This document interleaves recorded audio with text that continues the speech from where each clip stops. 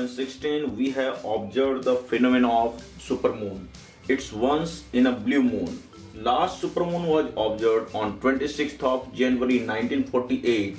To understand the phenomenon of supermoon, we have to know the orbit of the moon around the earth, and we have to know the concept about full moon.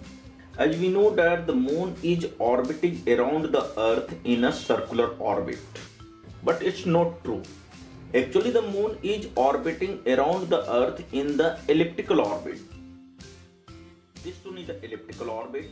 The earth is situated at the focus of this elliptical orbit, and the moon is orbiting around the earth in this elliptical orbit. What is the difference between the circular orbit and the elliptical orbit?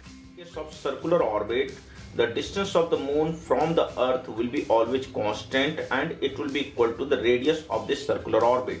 But in case of elliptical orbit, the distance of the moon from the earth will change. When the moon passing through this point of the elliptical orbit, then the distance of the moon from the earth will be minimum, and the distance will be 362,570 kilometer.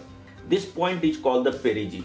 When the moon will be at this point, then the distance of the moon from the earth will be maximum, and that will be 405,410 kilometer. This point is called the apogee, and this point is called the perigee. In day-to-day life, we can observe that when the object is nearer to us, then its dimension or its size looks slightly larger. In the similar way, when the moon will be at the minimum distance of approach from the earth, then size or dimension of the moon looks slightly larger as seen from the earth. When the moon is at the point of perigee, then it looks slightly larger because this is the minimum distance of the moon from the earth. When the moon is at the point of apogee, that means at the largest distance from the earth, then its size or dimension looks slightly smaller.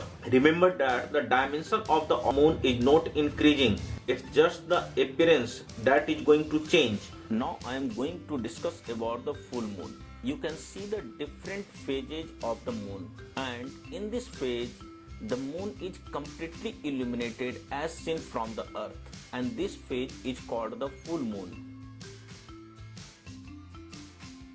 The phase of full moon occurs when the earth is directly located between the moon and the sun. Now consider this situation when the moon is nearest to the earth and the earth is directly in between the moon and the sun.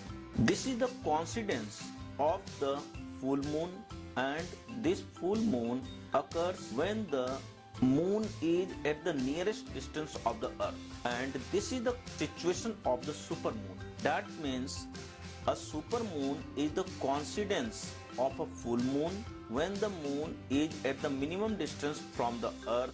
At the time of the phenomenon of supermoon, the size of the moon looks bigger by 14% as seen from the earth, as well as its brightness will be greater by an amount of 30%